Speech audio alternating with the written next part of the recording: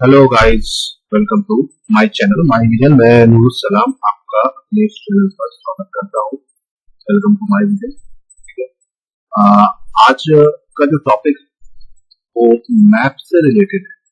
Map का जो area है वो आपके पेपर हुआ है और मैप पर अक्सर एक क्वेश्चन बनता है इंटरनेशनल बाउंड्रीज, अंतरराष्ट्रीय सीमा के बारे में। तो ये अंतरराष्ट्रीय सीमा या इंटरनेशनल बाउंड्री इसको क्या होती है और इसके बारे में जानना। आज का जो सेशन है या आज की जो क्लास है वो क्लास पूरी तरह से बेस्ड होगी आपके इंटरनेशनल। देखिए, जो इंटरनेशनल बाउंड्रीज है इसकी हिस्ट्री काफी ज्यादा इम्पोर्टेंट है। क्यों इंटरनेशनल लाइंस या इंटरनेशनल बाउंड्रीज बनती है ये जानना बहुत जरूरी है। देखिए, जब भी कभी किसी देश का बंटवारा होता है या वॉर होती है और वॉर के बाद जब चीजें बराबर या एक पार्टी जीतती है और दूसरी पार्टी हारती है तो हारने वाली पार्टी की बहुत सारी प्रॉपर्टी जीतने वाली पार्टी सीज कर लेती है। तो इस केस में भी इंटरनेशनल बाउंड्रीज बनती है। या जब एक ही देश से दो देश बन जाते हैं तब ऐसी इंटरनेशनल बाउंड्रीज बनती है। तो इंटरनेशनल बाउंड्रीज जो होती है वो लैंड को लेकर हो रहे डिस्प्यूट की वजह से बनती है। तो आज का जो ये टॉपिक है ये पेपरों में खूब आता है। पेपर में अलग अलग तरीके से इसमें क्वेश्चन बनते हैं, मैच द फॉलोइंग से लेकर इंडिविजुअल क्वेश्चन तक बनते हैं। तो वो जो भी क्वेश्चन आपके पेपर बनते हैं हम आज उन पेपर्स के क्वेश्चन को यहाँ पर डिस्कस भी करेंगे और साथ ही साथ टॉपिक को डिटेल में पढ़ेंगे। आगे बढ़ने से पहले मैं आपको इस चीज के बारे में बता दूं कि हमारे चैनल को लाइक सब्सक्राइब करना मत भूलिएगा। अब हम यहाँ से आगे बढ़ते हैं और हम अपनी पहली लाइन के बारे में बात करते हैं। इस लाइन का जो नाम है, इस लाइन का नाम है मैनर हेड लाइन। देखिए, ये लाइन आपको यहाँ पर दिख रही है। ठीक है दोस्तों, ये जो लाइन है मैनर हेड लाइन, ये लाइन किसके बीच में है? ये फिनलैंड और ये आपका रशिया के बीच में बनता है। इस लाइन को अगर आप ध्यान से देखें तो देखिए ये लाइन जो है फिनलैंड और रशिया की बाउंड्री को दिखाएंगे। ठीक है, इसमें अगर आप देखेंगे तो एक तरफ इंग्लैंड और दूसरी तरफ रशिया आता है। देखिए, रशिया जो है ये दुनिया का सबसे बड़ा देश है और ये दो कॉन्टिनेंट में कवर होता है, यूरोप और एशिया। तो ये जो बाउंड्री है वो यूरोप के अंतर्गत आती है। यूरोप वाला जो रशिया है और जो एशिया वाला रशिया है उसको हम बोलते हैं साइबेरिया। तो इसे थोड़ा ध्यान रखिएगा। यहाँ पर कुछ चीजें हैं जो आपको ध्यान देनी है, समझनी है और जितने आसानी से आप इनको समझेंगे आपके लिए उतना आसान हो जाएगा इन सारे टॉपिक्स को। ठीक है, चलिए अब यहाँ से हम आगे बढ़ते हैं और अगले लाइन पर आते हैं। अगली लाइन है आपकी डूरन लाइन। डूरन लाइन आपको यहाँ पर देखिए, इस डूरन लाइन को आप देख सकते हैं। डूरन लाइन जो है ये अफगानिस्तान और पाकिस्तान के बीच में पाई जाती है। देखिए, ये याद रखिएगा कि डूरन लाइन जब बनी तब इसका जो ओरिजिन है, ये ओरिजिन कहाँ से आया? देखिए, डूरन लाइन जो है ये बेसिकली अफगानिस्तान और इंडिया के बीच। लेकिन जब इंडिया का आजादी मिली और इंडिया का बंटवारा हुआ तो उस बंटवारे के बाद इंडिया में से पाकिस्तान अलग हुआ। तो ये लाइन आज के टाइम में करंट सिनेरियो के हिसाब से ये लाइन पहुंची पाकिस्तान और अफगानिस्तान। तो फ्रेंड्स इसे ध्यान रखिएगा कि करंट टाइम में ये लाइन आपकी कहाँ पर मिल रही है? ये लाइन आपको मिलेगी अफगानिस्तान और पाकिस्तान के बॉर्डर पर। ठीक है, ये आपको थोड़ा सा देखना है। ये हो गया इसके बारे में बात। डूरन रेखा जब बनी थी तो ये अफगानिस्तान इंडिया के बीच में थी, लेकिन करंट टाइम में कहाँ पर है? ये अफगानिस्तान और पाकिस्तान के बीच में है। चलिए अब आगे बढ़ते हैं। ऑर्डिनेंसी लाइन। ऑर्डिनेंसी लाइन जो है ये भी वर्ल्ड वॉर क्या ही नतीजा है। वर्ल्ड वॉर की वजह से जनरेट होने वाली लाइन है जर्मनी और पोलैंड के बीच में। ईस्ट जर्मनी और पोलैंड हम हिंदी बोल सकते हैं। ऑर्डिनेंसी लाइन जो है ये बेसिकली आपका ईस्ट जर्मनी और पोलैंड के बीच में पाए जाने वाली ये लाइन। ये लाइन को अगर आप देखेंगे तो इसमें एक तरफ आपको वो एरिया मिलेंगे जो वर्ल्ड वॉर के दौरान या वर्ल्ड वॉर में दूसरे देशों ने जीती, और इस वजह से ये एरिया सील होकर इस लाइन का एग्जिस्टेड।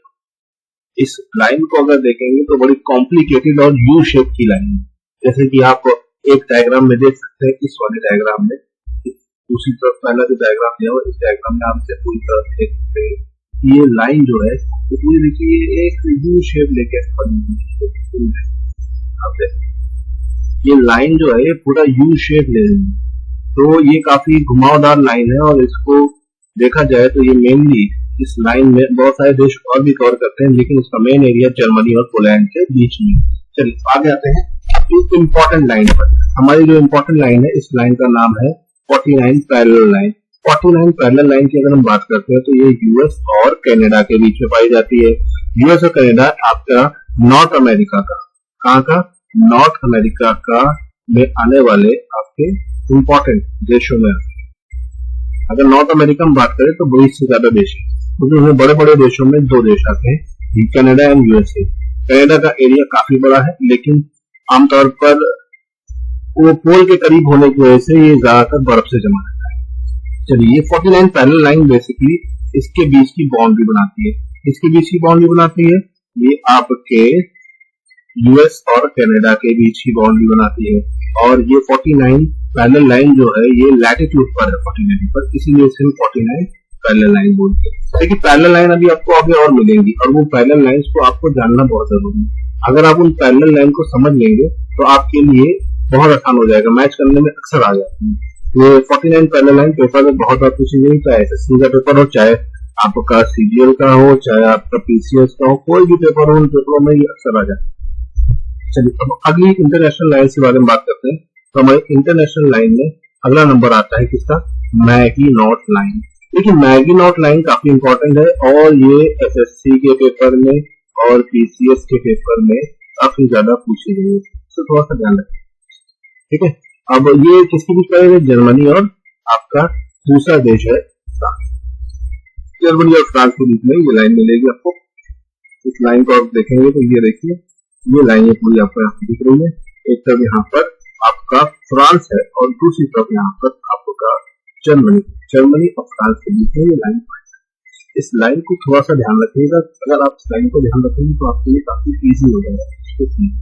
चलिए हम यहाँ से आगे बढ़ते हैं और अपनी अगली लाइन पर आते हैं। अगली लाइन भी है, ये भी काफी इंपॉर्टेंट लाइन है और काफी लोग कंफ्यूज होते हैं, सीक्रेट लाइन, ठीक है।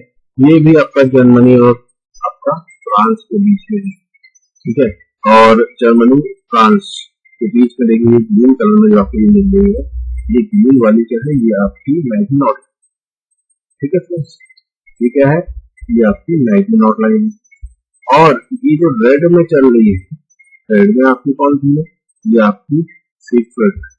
देखिए इन दोनों लाइन में डिफरेंस क्या है वो आप यहाँ से समझ लीजिए। जैसे इस लाइन में लक्समबर्ग और बेल्जियम भी कवर हो रहा है, देखिए देखिए लक्समबर्ग है और ये आपका और बगल में लाइन है, तो देखिए बेल्जियम भी कवर, ये लक्समबर्ग और बेल्जियम को भी कवर करती है। लेकिन इसका मेन एरिया आपका फ्रांस और जर्मनी ही है, तो ये लाइन भी फ्रांस और जर्मनी के बीच में है और मैगिनॉट लाइन भी फ्रांस और जर्मनी के बीच में है। इसे थोड़ा सा चलिए आगे बढ़ते हैं अपनी अगली लाइन पर। ये लाइन जो है ये बेसिकली इंडिया इस लाइन को आसानी से माना नहीं है, और ये पाकिस्तान के द्वारा डिफाइन की गई लाइन है। पाकिस्तान के ने इसे डिफाइन किया है 24 पैरेलल लाइन, 24 डिग्री पर 24 डिग्री अक्षांश पर ये लाइन आपको मिलती है, इसे हम बोलते हैं 24 पैरेलल लाइन। अगर हम 24 पैरेलल लाइन की बात करते हैं तो 24 डिग्री लैटिट्यूड पर, जितनी भी पैरेलल लाइंस हैं वो लैटिट्यूड पर ही है, जिस लैटिट्यूड पर है उसी लैटिट्यूड के नाम से जानी जाती है। और इसलिए इंडिया और पाकिस्तान के बीच में, देखिए इंडिया और पाकिस्तान की जो लाइन है इसको इंडिया वेरीफाई नहीं किया है, इसको मान्यता नहीं दिया है। इंडिया ने जो लाइन मान्यता दे रखी है वो आपकी basically red Cliff line already है, तो इंडिया पाकिस्तान की बाउंड्री को डिफाइन करने के लिए रेड क्लिफ लाइन ऑलरेडी है, तो इसीलिए इंडिया ने इस लाइन को वैल्यू नहीं दे रखी है। लेकिन कई बार पेपरों में आ जाता है तो इसलिए मैंने इसको यहाँ मेंशन कर रखा है। Red Cliff line I know कि आप लोगों को ऑलरेडी पता है, 2 लाइनें इंडिया की जो इम्पोर्टेंट है वो आपको ऑलरेडी पता है, एक रेड क्लिफ दूसरी मैकमोहन। तो मैकमोहन लाइन जो है ये किन दो देशों के बीच में, ये मुझे जरूर कमेंट में बताइएगा, मैं आपका इंतजार करूंगा। चलिए अब आते हैं दूसरी लाइन पर। 70 डिग्री पैरेलल लाइन, 17 डिग्री जो पैरेलल लाइन है, देखिए ये लाइन जो है ये भी एक परिणाम है वॉर का। ठीक है, जब वॉर हुई तो वॉर में ये लाइनों का फॉर्मेशन हुआ, और इस लाइन की अगर हम बात करते हैं 70 डिग्री पैरेलल लाइन की, तो ये लाइन आपका साउथ वियतनाम और नॉर्थ वियतनाम को रिप्रेजेंट करता है। ठीक है, देखिए ये वाला जो एरिया है पूरा आपका, ये एरिया वियतनाम का, ये आपका 70 डिग्री पैरेलल लाइन है। इसको थोड़ा सा ध्यान रखिएगा, इसको रिमेम्बर रखिएगा। ठीक है, और ये आपका वियतनाम हमारा नॉर्थ ईस्ट में आने वाले बड़े देशों में आपका कोस्टल एरिया को बहुत कवर करता है। ठीक है, वियतनाम के बगल में अगर देखा जाए तो हमारे पास लाओस, उसके नीचे थाईलैंड, उसके नीचे कंबोडिया, और यहाँ बगल ऊपर की तरफ यहाँ पर म्यांमार होता है, और म्यांमार के बगल में आपका यहाँ पर इंडिया होता है। तो इसे ध्यान रखिएगा, काफी कुछ इंपॉर्टेंट एरिया है, मैपिंग जब हम धीरे धीरे करेंगे तो आप वहां पर इसे समझ सकते हैं। चलिए फ्रेंड्स आगे बढ़ते हैं, और 70 डिग्री पैरेलल लाइन होती थी, आपके पास 3 पैरेलल लाइन आ चुकी है, इनको भूलिएगा नहीं, 49, 24 एंड 17। अब हम आगे बढ़ते हैं हिंडनबर्ग लाइन।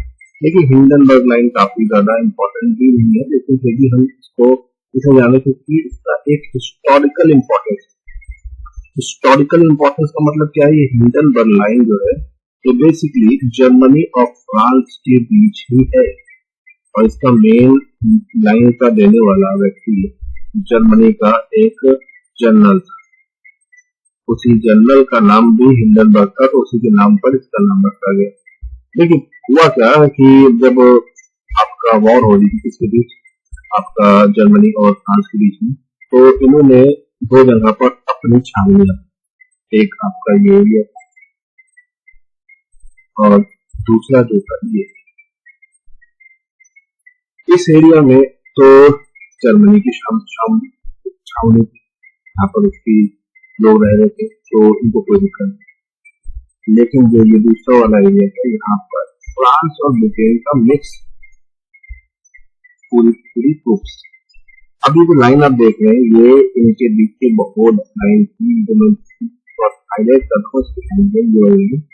ये लाइन ऐसी थी कि यही लाइन पर वॉर हो रही थी, यहीं पर दोनों देशों की आर्मी लड़ रही थी आपस में, और दोनों देशों की आर्मी जब यहाँ पर लड़ रही थी तो वो यहाँ पर जो जर्मन की आर्मी थी उसको एक ड्रॉबैक था। वो ड्रॉबैक क्या था, ये कर्व एरिया है, देखिए पूरा एक कर्व एरिया है, देखिए पूरा एक कर्व, तो अगर देखा जाए तो एक ऐसा कर्व एरिया, तो उसको यहाँ कर्व एरिया पे अपने सोल्जर्स बिठाने में दिक्कत हो रही थी, ज्यादा सोल्जर्स हो रहे थे, तो उसने क्या किया, एक वर्चुअल लाइन ऐसे बना स्ट्रेट।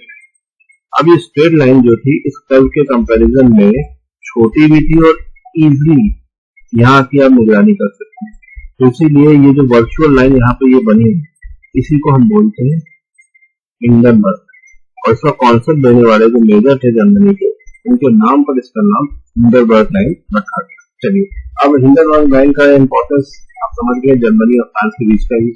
अब यहाँ से आगे बढ़ते हैं, अब हमारे पास एक और पैरेलल लाइन आ गई है, इस पैरेलल लाइन का नाम है 38 डिग्री पैरेलल लाइन। देखिए 38 डिग्री पैरेलल लाइन की अगर हम बात करते हैं तो ये 38 डिग्री पैरेलल लाइन कोरिया में पाई जाती है, कहाँ पाई जाती है, कोरिया। 1945 की बात है, वर्ल्ड वॉर 2, यूएस और यूएसएसआर के वजह से ये दो लाइनें बनी, और आज आपको जो कोरिया के दो हिस्से मिलते हैं वो भी किसी की नहीं। जब ये वॉर खत्म होते होते एक एरिया पे यूएस और दूसरे एरिया पर यूएसएसआर मतलब रशिया का कंट्रोल था, तो इनके बीच का जो सीमा बनी, ये सीमा की डिफाइन हो गई 38 डिग्री लैटिट्यूड पर, कितने डिग्री पर, 38 डिग्री लैटिट्यूड या 36 डिग्री अक्षांश पर, और 36 डिग्री अक्षांश पर ये जो लाइन डिफाइन हुई, तो इसी के नाम पर हम इसे बोलते हैं 38 डिग्री पैरेलल लाइन। ये आपका नॉर्थ कोरिया और साउथ कोरिया को डिफाइन करता है। ठीक है, नॉर्थ कोरिया का जो एरिया है वो चाइना के सपोर्ट में ज्यादा है। चलिए यहाँ से हम आगे बढ़ते हैं, हमारे पास 4 पैरेलल लाइन हो चुकी है। अब आते हैं ये कुछ मेन इंपॉर्टेंट लाइंस थी, इनको थोड़ा ध्यान रखिएगा। अब यहाँ से आगे बढ़ते हैं और कुछ इंपॉर्टेंट इंस्ट्रूमेंट्स के बारे में बात करते हैं जो पेपर में अक्सर आते हैं। आज मैं जो भी आपको डिस्कस कर रहा हूँ वो सब पेपर जब खराब होना होता है तब ये सब चीजें आती है, तो इनको थोड़ा ध्यान रखिए। अब आते हैं इंपॉर्टेंट इंस्ट्रूमेंट्स। ठीक है, जब हम इंपॉर्टेंट इंस्ट्रूमेंट्स की बात करते हैं तो वहां पर बहुत सारे इंस्ट्रूमेंट आपको पता है, लेकिन अब आपको जो नहीं पता है उन्हीं इंस्ट्रूमेंट को मैंने यहाँ पे मेंशन किया। जैसे एप्सोमीटर, ये दूरी नापने के लिए यूज होता है। फिर रोटामीटर, ये क्या होता है, लिक्विड के फ्लो मतलब द्रव के बहाव को नापने में इस्तेमाल होता है। किसके बहाव को? द्रव के प्रवाह। ठीक है, उसके बाद आपका अगले नंबर पे आता है प्लेनिमीटर। प्लेनिमीटर जो होता है वो आपका क्षेत्रफल या एरिया डिफाइन करता है, क्षेत्रफल को नापने में काम आता है। फिर क्रोनोमीटर जो होता है वो समय या टाइम को डिफाइन करता है। फिर साइनोमीटर जो होता है ब्लूनेस ऑफ स्काई, आकाश का जो नीलापन, आकाश का नीलापन जो है ये डिफाइन करता है। ठीक, एक्टिनोमीटर जो आपका जो एक्टिनोमीटर है, अगर इसको देखा जाए तो ये एक्टिनोमीटर क्या करता है, तीव्रता बताता है। ठीक है, रेडिएशन, रेडियो एक्टिविटी की तीव्रता बताने में काम करता है। स्लैनोमीटर जो होता है वो एक तरह का कोण बताता है। ये कोण जो होता है वो वस्तु और उस पर लगने वाली ग्रेविटी के बीच का जो कोण है। तो फ्रेंड्स, ये तो हो गए कुछ इंपॉर्टेंट चीजें। ऐसे हम धीरे धीरे करके एक एक करके बहुत सारे छोटे छोटे टॉपिक्स आपको जीके के पॉइंट ऑफ व्यू से कवर कराएंगे। फिर इसी के रिलेटेड सारे के सारे टेस्ट रिव्यू में आपको कराऊंगा, क्वेश्चन भी कराऊंगा। बस आपका सपोर्ट चाहिए। आप हमारे चैनल को लाइक, व्यू और सब्सक्राइब देते रहिए। अपना सब्सक्रिप्शन आपका बहुत वैल्यू रखता है और आपका लाइक बहुत वैल्यू रखता है। चलिए, और अगर आपको हमारा ये वीडियो पसंद आया तो लाइक करना, शेयर करना और सब्सक्राइब करना मत भूलिएगा। सब्सक्राइब करने के बाद अपना बेल आइकन जरूर ऑन कर दीजिएगा ताकि जितनी भी अपडेट हो वो आपको मिलती रहे। फिलहाल आज के लिए इतना ही। Thank you so much.